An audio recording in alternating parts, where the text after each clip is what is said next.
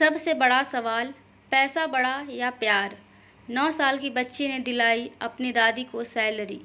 Mohan drawing room में बैठा TV देख रहा था। रिया और शांता देवी दोनों किचन में थी।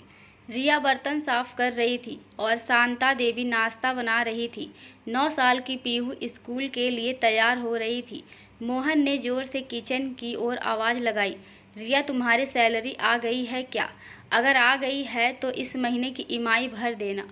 मेरी सैलरी आने में अभी वक्त लगेगा, रिया ने किचन से ही जवाब दिया। जी मैं भर दूंगी। इस बातचीत ने पीहू का ध्यान खींच लिया क्योंकि कल ही स्कूल में उसे सैलरी के बारे में पढ़ाया गया था। उसे बताया गया था कि हर काम के बदले सैलरी मिलती है। ये सुनते ही वह तुरंत किचन में भागी। उसे अचानक भागते देख मोहन भी उसके पीछे पीछे आ गया। पीहू ने अपनी दादी शांता देवी से पूछा, दादी क्या आपको सैलरी नहीं मिलती?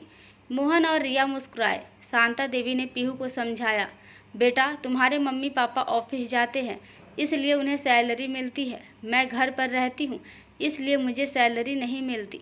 पीहू को यह बात समझ में नहीं आई तो उसने कहा, दादी आप भी तो बहुत काम करती हो। सुबह जल्दी उठकर नाश्ता बनाती हो, पूरा घर साफ करती हो, कपड़े धोती हो, मुझे पढ़ाती हो और बाजार से राशन सब्जी लाती हो और भी ना जाने क्या क्या। आपकी वजह से ही तो मम्मी पापा आराम से ऑफिस जा पाते हैं और मैं स्कूल में अच्छे नंबर ला पाती हूँ। तो फिर इन कामों की कोई कीमत नहीं है? पीहू की यह बात सुनकर कुछ पलों के लिए सब चुप हो गए। 9 साल की बच्ची की सोच गलत नहीं थी। मोहन और रिया के पास कोई जवाब नहीं था, लेकिन शांता देवी के पास था। उन्होंने मुस्कुराते हुए कहा, किसने कहा कि मुझे सैलरी नहीं मिलती? मुझे पैसों की सैलरी नहीं मिलती, लेकिन जो सैलरी मुझे मिलती है वो अनमोल है। तुम्हारी मम्मी जब मेरी मदद करती है और मेरे साथ घर की जिम्मेदारियां बांटती है तो उसकी दोस्ती मेरी सैलरी है। जब मुझे पैसों की ज़रूरत होती है और तुम्हारे पापा से कहती हूँ तो वो बिना किसी सवाल के तुरंत पैसे निकाल देते हैं। ये भरोसा मेरी सैलरी है। और तुम जो मुझसे इतना प्यार करती हो, मेरे बारे में सोचती हो, ये मेरा बोनस है। अब बताओ क्या मेरी सैलरी किसी से कम है? दादी की बात सुनकर पीहू खुश हो गई और उन्हें गले लगाते हुए बोली, वाह दादी आप तो बहुत अमीर हो। यह सुनकर सबके चेहरे पर मुस्कान आ गई। रिया भी शांता देवी के पास आई और उनका हाथ पकड़कर बोली, माँ जी हमने कभी इस बारे में सोचा ही नहीं, लेकिन क्या आपको कभी ऐसा लगा कि आपको भी सैलरी मिलनी चाहिए? शांता देवी थोड़ी हिचकिचाते हुए बोली, कभी कभी जब कुछ खरीदने की ज़रूरत पड़ती है तो थोड़ा अजीब लगता है। पीहू बीच में बोल पड़ी, इसलिए मैं कह रही थी कि दादी को ट्यूशन पढ़ाना चाहिए। मोहन और रिया ने शांता देवी की ओर देखा। मोहन ने पूछा, क्या बात है अम्मी? शांता देवी ने बात टालते हुए कहा, अरे कुछ नहीं बेटा, ये पीहू बस यूं ही कह रही है। पीहू ने तुरंत कहा, नहीं पापा मैं आपको पूरी बात बताती हूँ।